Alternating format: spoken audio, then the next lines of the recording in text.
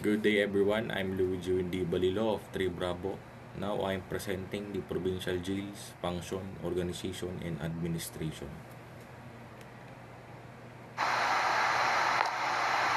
First, let's define penology. Penology is a study of punishment of crime or criminal offender. It includes the study of control and prevent crime through punishment of criminal offenders.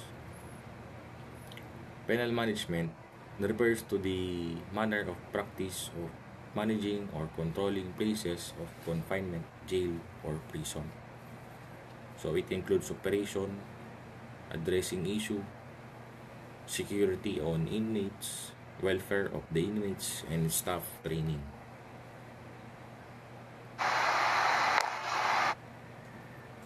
Next is correction. Correction is a branch of criminal justice system. If I recall correctly, we have 5 pillars in criminal justice system. First is the law enforcement. Law enforcement is the backbone of the criminal justice system. Sila yung ating mga first responders, ang ating mga kapulisan. Next is prosecution. Prosecution is the process of bringing charges to offenders. It includes investigations. Next is court. Sa court, sila naman yung nag-charge ng final judgment.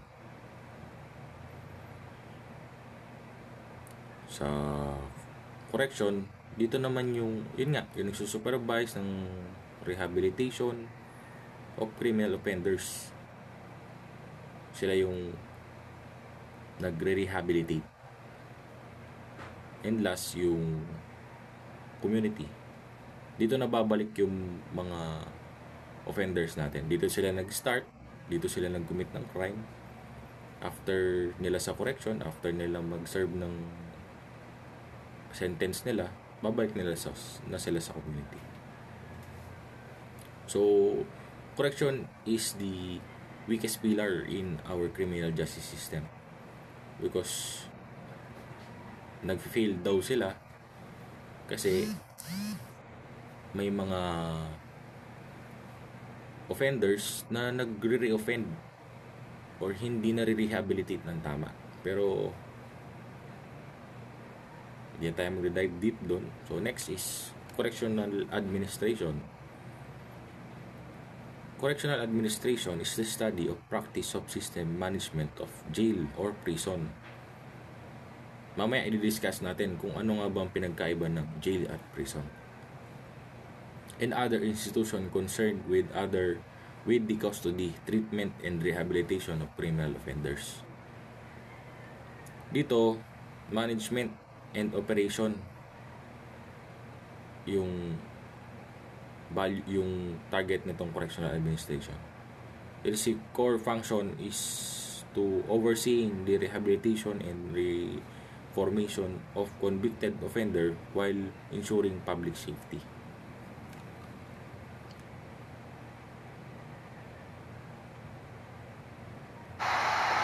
Next is the types of correction.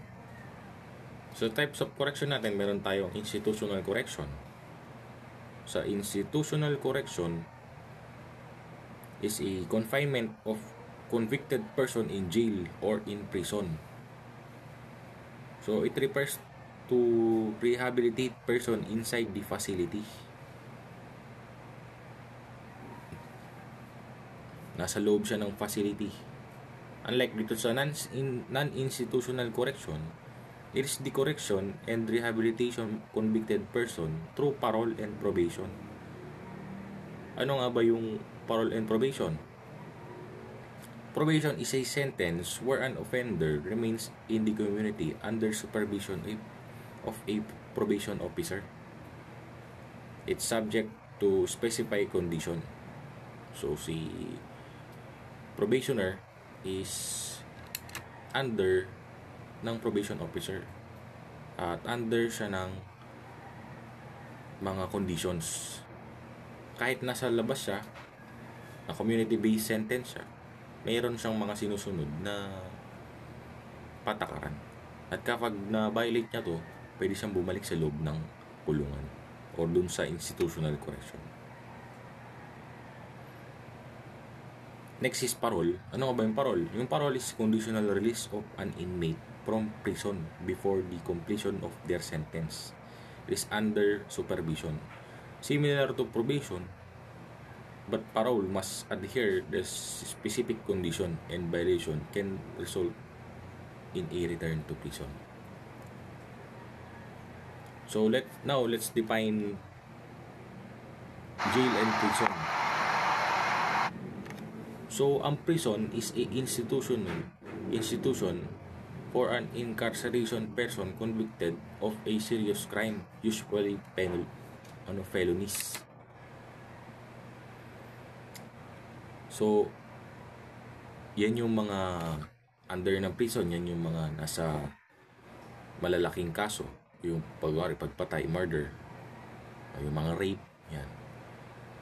Kasi hindi sila pwede sa jail, mas sila sa prison kasi malalaking or mas severe na mga kaso yung mga na nila nagawa. Sa jail naman is a facility authorized to hold pre-trial detainees and sentence misdemeanors for period longer than 48 hours. So mamaya matatopic natin yung tinatawag na pre-trial detainees. So yun nga, si prison, yun yung mga serious crime. Pag naka-commit ka ng serious crime, rekta sa prison ka. Kasi mga higher sentence yan. Mga reclusion perpetua. Ganun.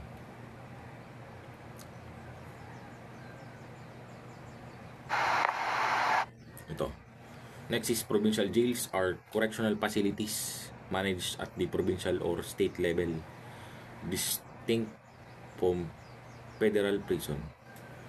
So yung provincial jail, yan yung, for example, yung nasa picture, yung Pangasinan Provincial Jail. Dito sa Tarlac, sa amin, or sa inyo, sa atin, meron tayong TPJ, di Tarlac Provincial Jail. Ayan.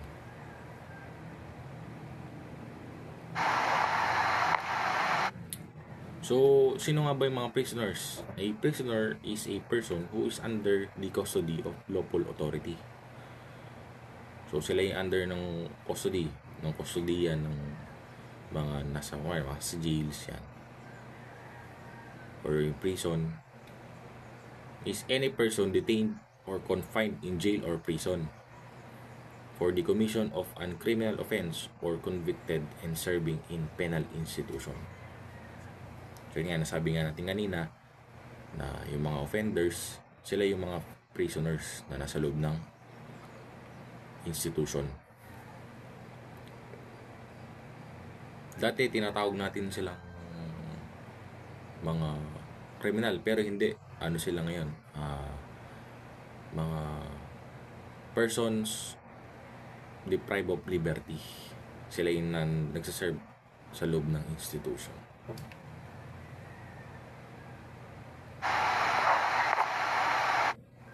Their primary function is to house individual for awaiting trial. Ito na yung sa pre-trial detainees. Yung pre-trial detainees are individuals held in custody before trial because they have been denied bail or cannot afford bail or are held for public safety. So yung mga nasa loob daw ng jail is yung mga hindi makapag-avail ng bail. We have two types of bail. Meron tayong cash bail, meron tayong property bail. Yung cash bail, cash. Yung property, for example, yung lupa, mga titulo, yung mga collateral. Yan. Many provincial jails incorporate rehabilitation programs aimed at reducing recidivism. So ano nga ba yung recidivism? Recidivism is the tendency of a convicted criminal to re-offend. Yun yung sinabi ko kanina, na yung correction, yan yung target nila, na huwag mag-re-offend yung criminal offenders. Yan yung recidivism. to reoffend. Temporary detention of accused individuals for awaiting trial. Yan. Housing convicted individuals serving short sentence, maintaining security and other within the facility. Yan yung sa jail, yung iba yung sa prison. Kasi sa prison, yan talaga yung may final judgment na at mga serious crime. Providing basic necessity, food, shelter, and medical care. Implementing rehabilitation program if we're available. Mamaya, di-discuss natin na may mga program sa loob ng jail para kapan release may mga skills at mga baon na kaalaman ang ating mga offenders. Pre-trial detention. Yan. Pre-trial detention. Holding individual for awaiting trial, yun nga kanina. Sentencing, housing individual convicted of crime with sentence under specified duration, often 2 years or less. Ayan yung transfer. Ayan yung function nito sa jail natin. Transfer, serving as temporary holding facility for inmates being transferred between other correctional facilities or courts. Yan kapag pre-trial nga, 'di ba? Para ang jail natin is nandyan para mag-transfer kung may hearing, may mga pila, yan. Yung rehabilitation, while the primary focus isn't extended rehabilitation like federal prison, some provincial jails offer limited programs such as education. Yan, discuss natin yan. Such as education, provincial training, vocational training, or substance abuse treatment, may mga medical health services.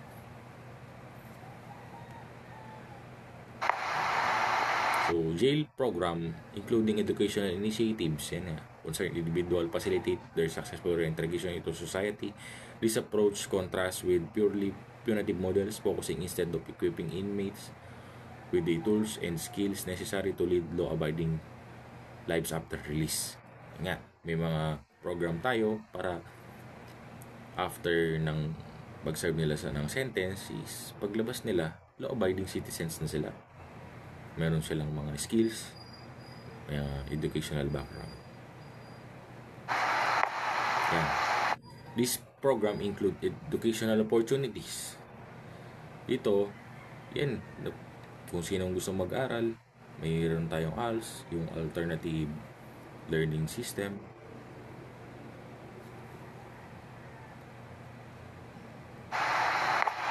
Yan, yung vocational training. Sa vocational training, yan yung mga skills, mga welding, yan. Yung training program within correctional facilities, incarcerated individuals opportunity to learn a new job skills, improving their prospect or for employment upon release. Balikan natin yun dito sa may education.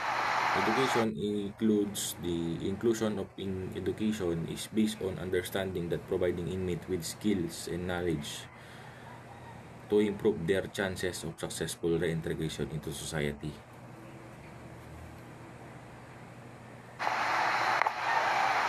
Yan yung mental health services. Jails across various jurisdictions provide mental health services to inmates. Through the quality and comprehensive of this service very significant.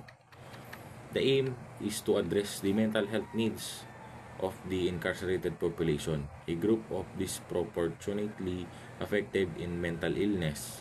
Diba, meron mga nadadamage or minsan nagkakaroon ng mental illness or mental disease kasi nga nakulong. So meron silang mga inaano nilang ganito, yung mental health. Reducing self-harm, improving behavior, and facilitate successful reintegration into society upon release. Meron tayong services na ino-offer. Yung service of typical include screening and assessment.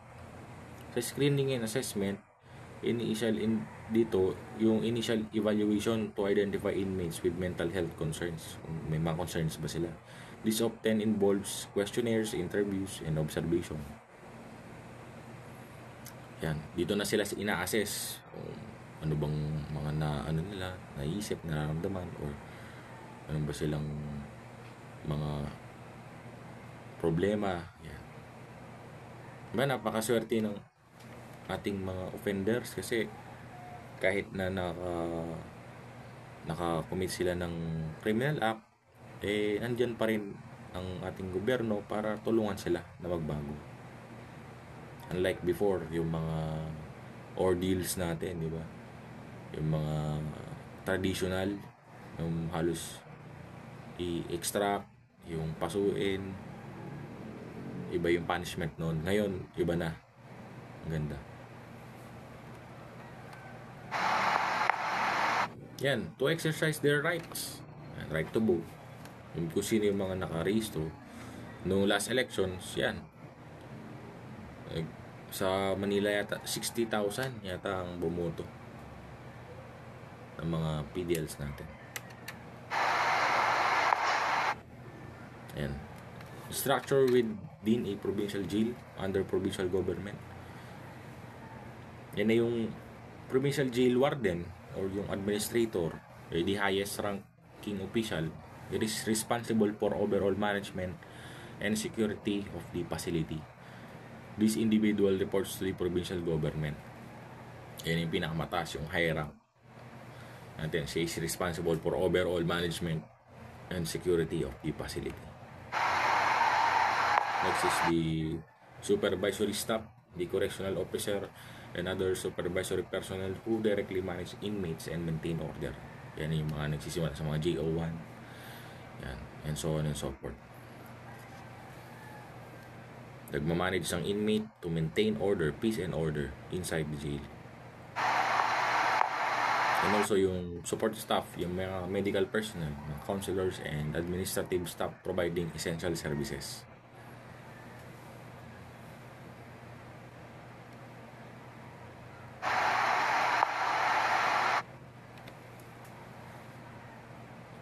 Administration and key operational areas. Yan yung security.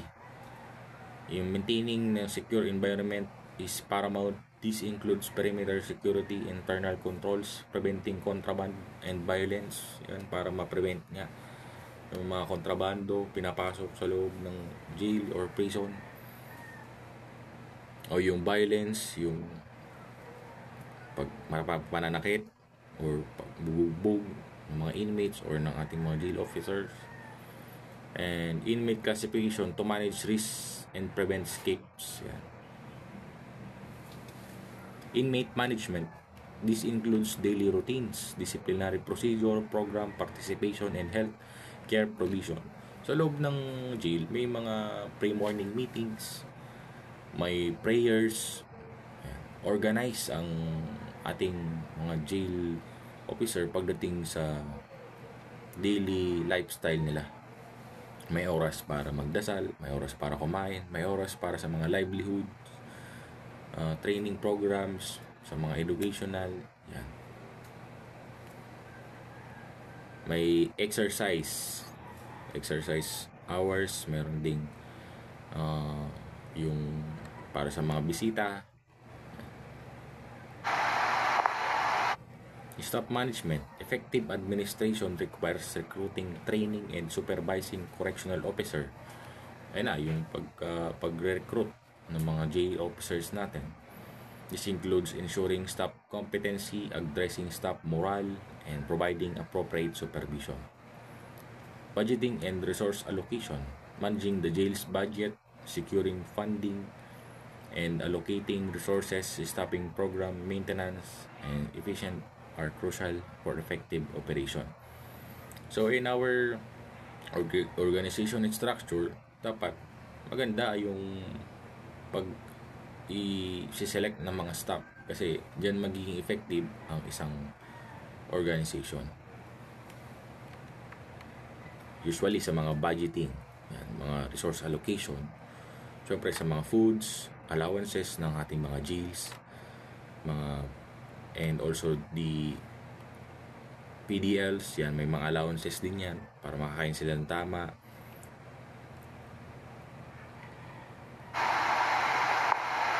So, provincial jails are integral to functioning justice system, demanding ongoing evaluation and improvement. So, nag-i-improve pa ang ating mga provincial jails at nagre-research para mas more effective ang ating mga provincial jails or sa BJMP. Effective correction required collaboration between government agencies, community organization, and rehabilitation specialist. Yan, nakikipag-communicate sila, collaborate sa mga government agencies para magkaroon ng mga budget supports. May mga government branches tayo na tumutulong or nagpapasok ng mga program inside the jail para ma-reintegrate and ma-rehabilitate ang ating mga offenders or ating mga PDLs. Investing is in evidence-based programs and staffing training is crucial for reducing recidivism. Yan. And ang goal ng ating correction or ng ating jails, prisons is to rehabilitate and proper rehabilitation of the offenders to reduce recidivism para ma-reduce na yung pag-re-offend nila at magkaroon sila ng tamang pag-iisip paglabas ng correction. Let's work together to create safer communities and support successful reintegration. That's all. Thank you.